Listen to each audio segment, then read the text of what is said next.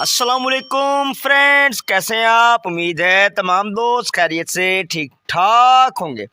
दोस्तों, एक बहुत बड़ा गेम चेंजर आज आपके सामने रखने जा रहा हूँ। एक ऐसी टेक्निक जो कुछ लोगों को पता है लेकिन आगे कभी भी शेयर नहीं हुई। इस सोशल मीडिया पर हम अपने मतलब की चीज़ें ढूंढ ढूंढ के थक जाते हैं, लेकिन मजाल है कि कहीं पर कोई सही चीज़ मिल जाए। आज मैं आपको बताता हूं कि सबसे ज़्यादा हुक बेट्स क्यों फ्लॉप होती हैं, आखिर क्या करते हैं, आखिर इसमें मिथ क्या है। दोस्तों देखो, मेरी बात सुनो। जब हुक बेट्स बनती है ना, तो बहुत अच्छे से दो चीज़ों का इस्तेमाल हो रहा है। एक सरसों की खल और दूसरा बादामों की खल। अभी बनाने वाले चीज़ें बता रहे हैं, लेकिन ये नहीं बताते भाई इसमें इस्तेमाल कौन सी खल करनी है, क्यों करनी है, किस लिए करनी है। इसके ऊपर मछली टारगेट होगी तो कौन सी होगी, और क्या चीज़ इसमें खुश्क मिलनी है, क्या चीज़ इसमें तर मिलनी है। नहीं पता लगता। यही वजह है कि हमारी 80 to 85% हुक बेट्स ख़राब होती हैं। 10% वो हुक बेट्स जो तुक्के में चल जाती, दोबारा कभी उस पर कुछ लगता नहीं है, और पीछे बचते हैं 5% लोग। ये वो लोग हैं जिनके पास ये गीदड़ सिंगी मौजूद है।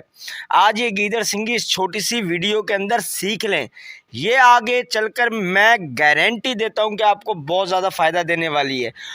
और जिन दोस्तों ने अभी तक चैनल को सब्सक्राइब नहीं किया, काइंडली चैनल को सब्सक्राइब करके बेल आइकन को लाजमी प्रेस कर दीजिए, ताकि न्यू पुरानी नोटिफिकेशन आपको मिलती रहे। पहली बात तो ये कि सरसों की खल को जिन हुक बेट्स में इस्तेमाल किया जाता है, याद रखिएगा वो सिर्फ और सिर्फ रोहू और मोराक के लिए इस्तेमाल की जाती है। उनको भुना इसलिए जाता है कि जिस तरह से कॉफ़ी का फ्लेवर निकाला जाता है ना मेरे भाइयों, वैसे ही सरसों की खल का फ्लेवर निकाला जाता है और उसकी कड़वाहट को कम किया जाता है।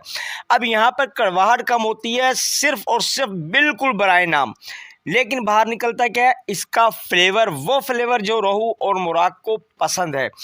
अभी जब आप इस खल को अपनी हुक बेट के अंदर मुख्तलिफ आटों के साथ इस्तेमाल करते हैं, तो यहाँ पर एक गलती ये कर जाते हैं कि इसके अंदर आप जो मीठा इस्तेमाल कर देते हैं लिक्विड फॉर्म के अंदर, जैसे कि आप शक्कर का शीरा, गुड़ का शीरा आप इसके अंदर डाल देते हैं। जैसे ही वो इसके अंदर डला, हुक बेट भाई मेरे बिल्कुल ख़त्म, फाइनल ख़त्म।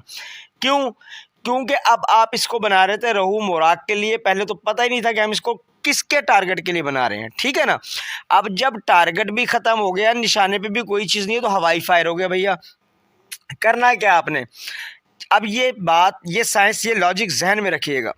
अब जब सरसों की खल को इस्तेमाल कर रहे हैं, तो मेरा भाई ये फार्मूला कि रोहू और मोराक के लिए अब आप शिकार करने के लिए जा रहे हैं, तो आप उसके अंदर खुश्क शक्कर का इस्तेमाल करेंगे हुक बेट के अंदर।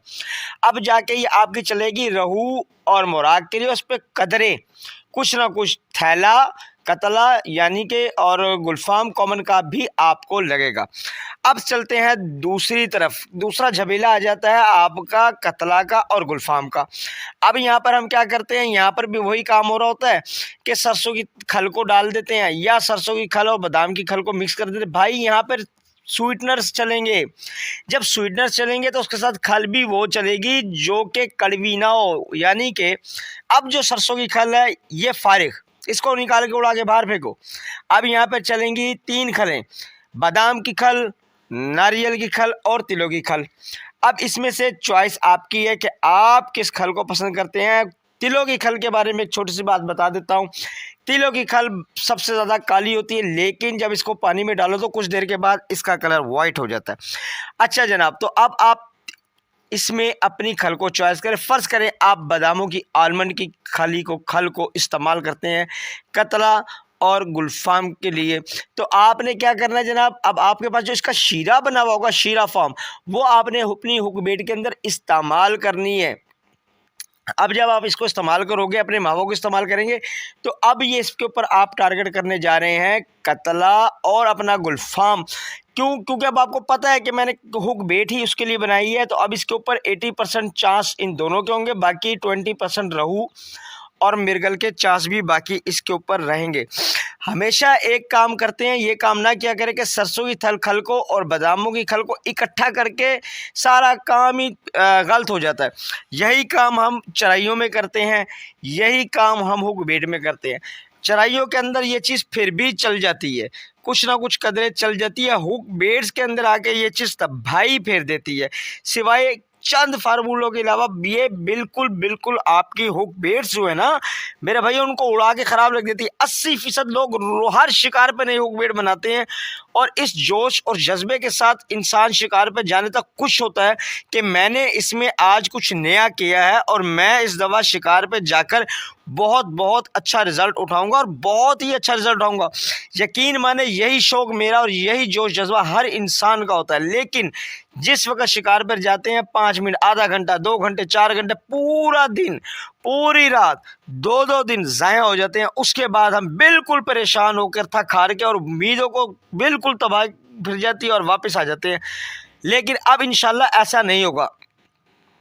कोशिश यही रखनी है कि आप जिस वक्त अपनी हुक बेड्स को आप डिज़ाइन कर रहे हो तो इस तरीके से डिज़ाइन करें कि आपको पता हो कि मैंने मीठा किस में कौन सा डालना है।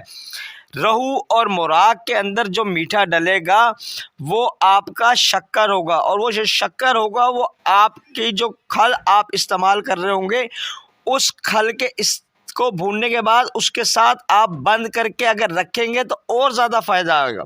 यानी कि फ़र्ज़ करें आपने अपनी हुक बेड के लिए 1 पाव सरसों की खल को भून लिया है।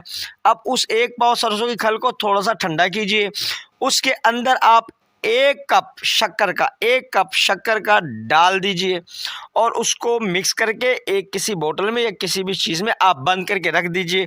अब जब भी आप खेलेंगे तो आपकी शक्कर जो है जितना पैमाना आपको चाहिए था वो आपकी सरसों की खल के साथ हर वक्त मौजूद है। इसको आप निकालें और आप इसको इस्तेमाल करें। इसी तरह थैला हो गया और गुलफाम जनाब, तो इसको आपने करना क्या, थैले और गुलफाम के लिए आपके पास ऑलरेडी बने पड़े हैं, मव्वे बने पड़े हैं, लागे बने पड़ी हैं। इनको दोस्तों डालें और भरपूर फ़ायदा उठाएं। दोस्तों ये शिकार के लिए चराई पाउडर, खल बाखड़ा और लाग, ये तीनों चीज़ें आप देख रहे हैं कम वक्त में शिकार के लिए बेहतरीन और मौसर चीज़ें। तमाम छिलके वाली मछलियों के लिए खेलें और फ़ायदा उठाएं। कोई किलो खल लेने की ज़रूरत नहीं, बिल्कुल आसान सादा तरीका है। 2 कप सरसों की खल ले लीजिए, ये देखें 2 कप सरसों की खल ले ली है। इसके अंदर आधा कप से भी कम यानी चौथा हिस्सा आपने 1 कप का चौथा सा बर्ड फीड ले लेनी है, डाल दी है मैंने बर्ड फीड। इसी के साथ ये चोकर आप देख रहे हैं, चौथा हिस्सा 1 कप का इसके अंदर जनाब हमने चोकर का डाल दिया। इसके अंदर जो घरों में इस्तेमाल बिल्कुल टोटा बारीक चावल होता है, चौथा हिस्सा 1 कप का वो डाल दिया। 2 चम्मच दोस्तों हमने शक्कर के डाल दिए। अभी आपकी हर किस्म की मछली के शिकार के लिए रेडी है। चराई पाउडर है, मैंने बोतल में बंद रखी है, आपने भी रखनी है। 1 से 1.5 चम्मच मैं इसमें इस वक्त चराई पाउडर का डालूंगा आप दोस्तों के सामने। आपने हमेशा इसी तरह बोतल में स्टोर रखना है। ये खल बाखड़ा, इसे भी मैंने बोतल में स्टोर रखा है, इसको निकालेंगे। 1 से 1.5 चम्मच जाएगा जनाब ये इस चराई के अंदर। ये चराई के अंदर अब डाल के इसको नरम और हल्के हाथों से दोस्तों मिक्स करें और इसको बोतल के अंदर आपने बंद करके रख लेना है। जब पॉइंट के ऊपर पहुंचे इस तरीके से अपनी बोतल से निकालें जितना चाहिए। उसके अंदर आपने चावल लेने हैं, जितने आपको चावल उस वक्त मौके के मुनासबत से चाहिए चावल मिलाओ अर्जेंट उसी टाइम। बार बार चरैयाँ बनाने की ज़रूरत नहीं है, बस बोतल पड़ी रहे, सिर्फ चावल उबाल के लेके जाएँ और उसको जनाब आप पॉइंट पर जाके इस तरह से ढीले हाथों से रगड़ें।